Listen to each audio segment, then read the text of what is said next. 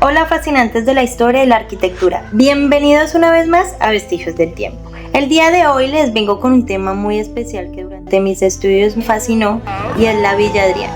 No porque fuera el palacio más grande de Roma ni porque allí hubiera vivido un emperador, pero antes de empezar hay que aclarar que esta villa la confunden con la Villa Di Este, por lo que debemos entender que estas dos villas no son la misma villa. Obvio, Bobis. Que la Villa Di Este fue construida por un religioso en el siglo XVI. El cardenal Hipólito II Este. Sin embargo, la confusión es común ya que esta construcción está muy cerca de la Villa Adriana. Así que acompáñame a adentrarnos a la espectacular Villa Adriana y poder llegar a ver cómo pensó un arquitecto hace casi 2000 años. ¿Qué imaginarías si escucharas la palabra villa? Este lugar parecía tener bibliotecas, termas, jardines, teatros, entre varios espacios. Cada edificio tiene un motivo, cada recorrido lleva a otro espacio y cada vista parece haber sido pensada con anticipación. Villa Adriana nunca fue simplemente la casa de un emperador. Fue un proyecto arquitectónico gigantesco. ¿Una pequeña ciudad? Así que esta historia empieza con un hombre llamado Publio Elio Adriano, más conocido como Adriano. Este hombre nació en el año 76 después de Cristo en Itálica. Cuando él llegó al poder en el año 117 después de Cristo, Roma ya era el imperio más poderoso del mundo. Y lo normal habría sido iniciar nuevas campañas militares o seguir conquistando territorios. Pero a Adriano no le gustaba esto, a él le encantaba recorrer el imperio. Y esos viajes terminaron cambiando para siempre la historia arquitectónica romana. Grecia fue uno de los lugares que más lo marcaron. Allí descubrió edificios donde todo parecía guardar un equilibrio perfecto. Las columnas no estaban colocadas al azar. Las proporciones hacían que los templos transmitieran una sensación de orden difícil de explicar. Luego llegó Egipto y el impacto fue completamente distinto. Allí la arquitectura no buscaba ligereza, buscaba permanencia. Los enormes muros, las escalas de los edificios y la forma de trabajar la piedra hacía que aquellas construcciones parecieran eternas. Poco a poco, Adriano empezó a llenar su cabeza de ideas. No quería copiar Grecia, tampoco quería construir un Egipto en miniatura. Lo que él quería era algo mucho más difícil, crear un lugar donde todas las formas de entender la arquitectura pudieran convivir. Y fue entonces cuando comenzó a buscar un sitio perfecto para hacerlo. ¿Será que lo pongo allí? O allí, a ver, veamos. Allí. Así que Adriano eligió Tivoli, una zona ubicada a unos 30 kilómetros de Roma. El clima era más fresco, abundaba el agua y el paisaje era completamente distinto al de la capital. Pero hubo otra razón mucho más interesante, el terreno. Esto no se pudo haber construido en un terreno plano. Las colinas permitían organizar la villa en distintos niveles, como si cada edificio fuera descubriéndose poco a poco, revelando patios, jardines y edificios a medida que avanzabas. Y esa decisión sigue siendo una de las cosas que más llaman la atención cuando un arquitecto estudia esta obra. La topografía no fue un problema que hubiera que solucionar, fue parte del diseño y eso cambia completamente la forma de entender el proyecto. Si observamos una construcción de la planta de Villa Adriana, descubriremos otra cosa curiosa.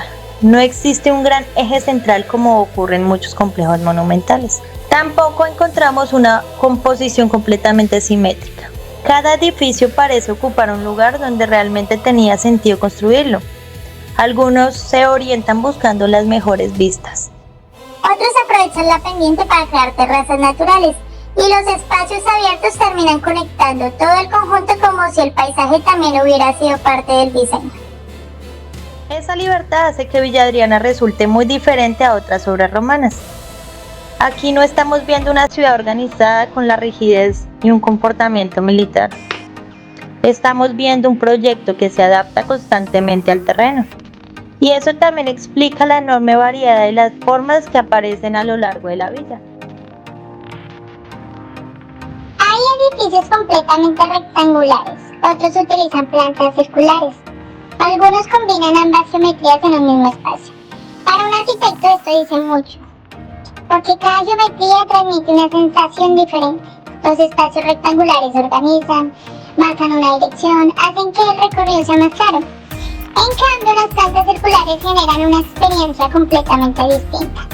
El espacio deja de tener un frente principal y todo comienza a girar alrededor de un mismo punto. No es casualidad que uno de los edificios más personales de Adriano tenga precisamente esa forma, pero llegaremos a él un poco más adelante. Antes de hablar de columnas, bóvedas o materiales, hay algo que llama la atención desde el primer momento, y es el agua. Está prácticamente en todas partes. Aparece en grandes estanques, en pequeños canales y fuentes distribuidas por toda la villa. A veces pensamos que está de forma decorativa, pero en realidad cumplía demasiadas funciones. Refrescaba los espacios durante el verano, llevaba vida a los jardines, reflejaba la arquitectura y multiplicaba visualmente los edificios. Ayudaba a conectar unos espacios con otros sin necesidad de levantar un solo muro. Villa Adriana no fue diseñada edificio por edificio, fue diseñada como un conjunto. Hay un edificio que suele aparecer casi en todas las fotografías de Villa Adriana, y sin embargo pocas veces se explica por qué es tan diferente al resto. Se conoce como el Teatro Marítimo. Lo curioso es que nunca fue un teatro, era un lugar privado, el pequeño refugio construido para el propio Adriano. Basta mirar su planta para entender que este edificio no sigue las reglas habituales de la arquitectura romana.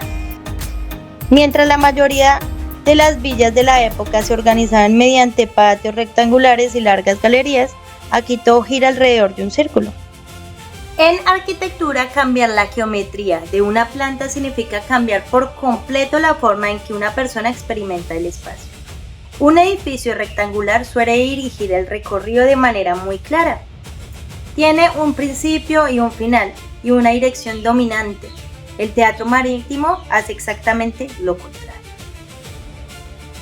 Todo gira alrededor de un patio central rodeado por un canal de agua.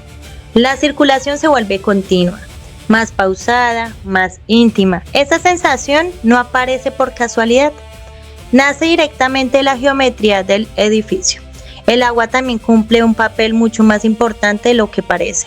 No está allí únicamente para embellecer el conjunto, funciona como un límite.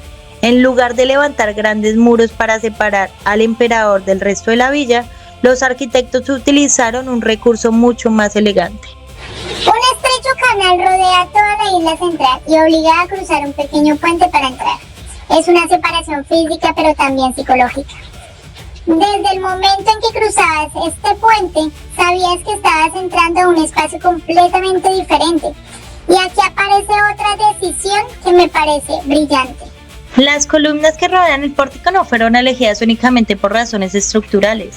Sus proporciones ayudan a que el edificio se perciba más ligero y casi delicado, a pesar de que fue construido principalmente con ladrillo, hormigón romano y revestido con mármoles. Es una combinación muy característica de la arquitectura imperial. La estructura resistente quedaba oculta bajo materiales mucho más nobles. Lo que el visitante veía era mármol. Lo que realmente sostenía el edificio era la ingeniería extraordinariamente avanzada para su época. Esta manera de construir permitió a los romanos experimentar con formas que siglo antes habrían resultado impensables. Los muros dejaron de ser simples elementos de carga, comenzaron a moldear el espacio, a crear recorridos, a dirigir la luz. Y gracias a ello aprendieron a controlar la relación entre el interior y el exterior. Y probablemente ese sea el mayor acierto del teatro marítimo. No impresiona por su tamaño, impresiona por la inteligencia de cada una de sus decisiones. Es un edificio donde la geometría, el agua, la estructura y el paisaje trabajan como una sola idea. Y eso explica por qué casi 2000 años después sigue siendo uno de los espacios más estudiados de toda la Villa Adriana. Pero el teatro marítimo era solo una pieza dentro de un proyecto mucho más ambicioso. El silencio y la contemplación. Mientras el teatro marítimo parecía pensado para aislar al emperador del resto del mundo, el Pérsile hacía exactamente lo contrario. Era un lugar para caminar, para conversar, para recorrer la villa sin prisas. Pero las reconstrucciones muestran un inmenso jardín rectangular rodeado por un pórtico de columnas que se extendían durante cientos de metros. Es uno de esos lugares donde un arquitecto deja de mirar únicamente los edificios y empieza a fijarse en el espacio que existe entre ellos. Porque el verdadero protagonista del Pésile nunca fue el pórtico, ni siquiera el jardín, fue el vacío. Ese gran espacio abierto organizaba todo lo que ocurría a su alrededor. Los romanos entendían muy bien que la arquitectura no consiste únicamente en construir, también consiste en decir qué no construir. Y aquí esa decisión resulta evidente. El gran estanque central no estaba colocado únicamente para decorar el jardín, funcionaba como un espejo que duplicaba visualmente la altura de las columnas y multiplicaba la sensación de amplitud del conjunto. Mientras caminabas bajo el pórtico, la arquitectura cambiaba constantemente gracias al reflejo del agua. Era un edificio en movimiento, incluso el ritmo de las columnas parece repetirse una tras otra. Pero esa repetición tiene un propósito. En arquitectura la llamamos modulación. Esa distancia constante entre un elemento y el siguiente.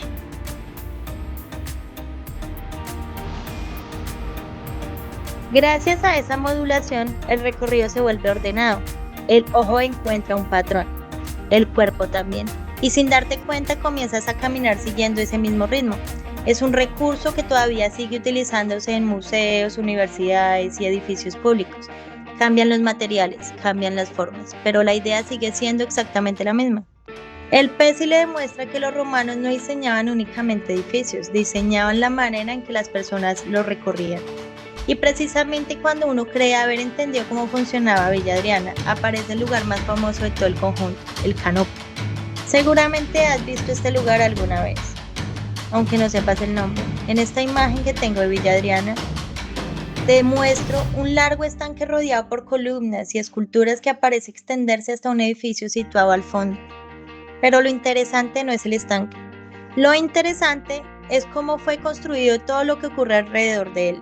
Basta observar el plano para descubrir que el canopo está organizado sobre un eje perfectamente definido. Todo conduce hacia el mismo punto. El agua, las columnas, las esculturas, incluso el edificio que cierra la perspectiva, nada rompe esa dirección. Hoy llamaríamos a eso un eje de composición. Bueno, a la luna. Encojo la luna.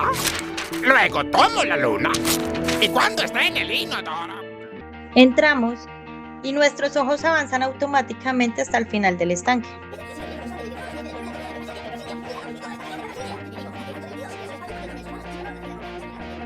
Encontrarás capiteles decorados con hojas de acanto. El más elaborado de los tres grandes órdenes clásicos. Los romanos podían haber utilizado columnas dóricas, mucho más robustas y sencillas, o columnas jónicas, reconocibles por las volutas que aparecen en sus capiteles. Sin embargo, aquí eligieron el orden corintio.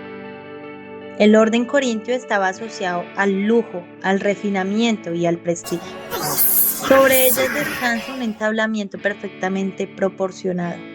El arquitrabe recibe el peso de la cubierta, el friso organiza visualmente toda la composición y la cornisa proyecta una sombra que cambia el aspecto del edificio a medida que avanza el día. Son elementos que muchas veces pasan por desapercibidos. Sin embargo, basta eliminarlos para que la arquitectura pierda gran parte de su equilibrio. Eso era precisamente lo que dominaban los arquitectos romanos. Entendían que un edificio no depende de una sola pieza, depende de cómo todas ellas trabajan juntas. Esa misma forma de pensar también aparece en la estructura. Aunque hoy vemos ladrillo en gran parte de la villa, el verdadero protagonista permanece oculto. Detrás de muchos de esos muros se encuentra el opus caementicium, el hormigón romano, desde toda la antigüedad. Gracias a él dejaron de depender únicamente de grandes bloques de piedra y comenzaron a construir espacios mucho más libres. Sobre esa estructura levantaban muros de ladrillo, conocidos como opus latericium, que después eran revestidos con mármol, estuco o pinturas. El resultado era una arquitectura que combinaba una estructura extraordinariamente resistente con acabados de enorme calidad. Y eso explica por qué la Villa Adriana pudo experimentar con formas tan distintas. Algunas salas se cubrieron mediante grandes bóvedas de cañón, otras utilizaron bóvedas de arista para distribuir mejor las cargas y abrir espacios más amplios.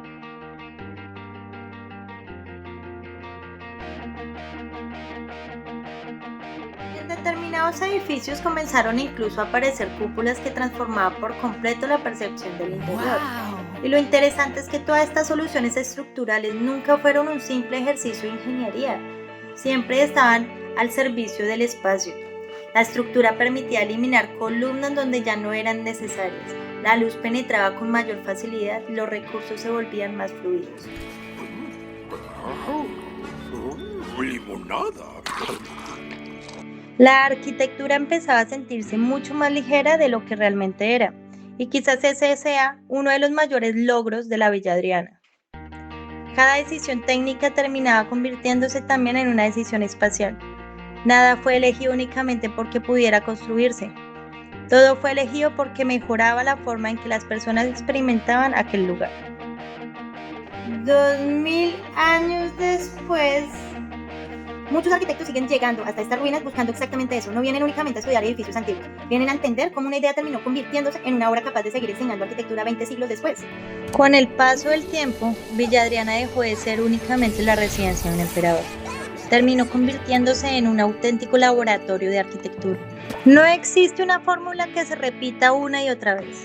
El teatro marítimo busca un aislamiento, el Pesi le organiza el recorrido, el canopo construye una perspectiva.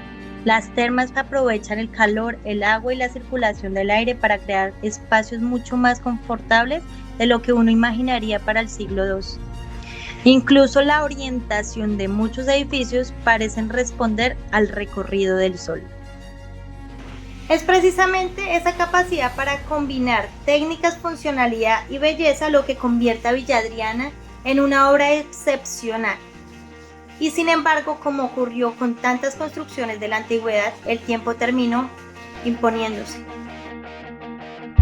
Pero después de la muerte de Adriano, la villa continuó utilizándose durante algunos años. Pero el imperio comenzó a cambiar. Mantener un complejo de semejantes dimensiones resultaba cada vez más difícil. Incluso hoy, cuando diseñamos un edificio, una de las primeras decisiones consiste en separar las áreas públicas de las privadas. Organizar las circulaciones y evitar que unos usos interfieran con otros. Pues bien, Villa Adriana ya resolvía todo eso hace casi 2000 años. El emperador podía recibir embajadores sin alterar la tranquilidad de sus espacios privados. Los sirvientes podían desplazarse por recorridos independientes. Fue un experimento urbano. Otro detalle que suele pasar desapercibido aparece cuando dejamos de mirar las fachadas y empezamos a observar cómo están construidos los edificios. Los romanos rara vez levantaban un muro pensando únicamente en cerrar un espacio. Cada espesor, cada arco, cada bóveda tenía una función estructural y muy concreta. Si recorremos las termas, por ejemplo, encontramos enormes bóvedas de cañón cubriendo las salas donde antes circulaba el vapor. La respuesta no está en su tamaño, tampoco en el poder de Adriano. Está en las decisiones que tomaron quienes la diseñaron. Porque la buena arquitectura nunca envejece de golpe. Evoluciona, cambia el uso, se transforma. Pero las buenas ideas permanecen. Basta recorrer cualquier ciudad moderna para encontrarlas de nuevo. Los patios siguen organizando viviendas, los pórticos continúan protegiendo del sol y de la lluvia. Los ejes visuales siguen guiando nuestros recorridos. El agua continúa utilizándose para ampliar visualmente los espacios y crear lugares de contemplación. Incluso muchos edificios públicos siguen recurriendo a columnas inspiradas a los órdenes clásicos para transmitir estabilidad, prestigio y permanencia. Lo interesante es que casi nadie se da cuenta, porque la arquitectura tiene algo muy particular, siempre está hablando, aunque casi nunca la escuchamos. Un edificio puede decirnos quién tenía el poder, cómo vivía una sociedad, qué tecnología dominaba, qué materiales tenía a su alcance. Incluso puede contarnos cuáles eran sus preocupaciones. Y Villa Adriana hace exactamente eso. Nos habla de un emperador que entendía que construir no consistía únicamente en levantar muros, consistía en crear lugares capaces de emocionar, capaces de sorprender, capaces de permanecer en la memoria de quienes lo recorrían. Y creo que esa es la verdadera razón por la que Villa Adriana sigue fascinando. No porque el tiempo la haya perdonado, sino porque sus ideas fueron mucho más fuertes que el paso del tiempo. Saben, a pesar de todo, tuve una buena vida. Si después de este recorrido vuelves a mirar una columna, un patio o una bóveda con otros ojos, entonces este video ya cumplió su propósito. Pero está escrita en libros, también está construida en piedra.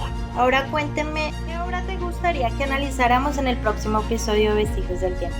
Te leo en los comentarios. Si disfrutaste este recorrido, no olvides dejar un like y suscribirte. Soy Laura y recuerda que estás viendo Vestigios del Tiempo, donde el pasado sigue hablando. Bye bye.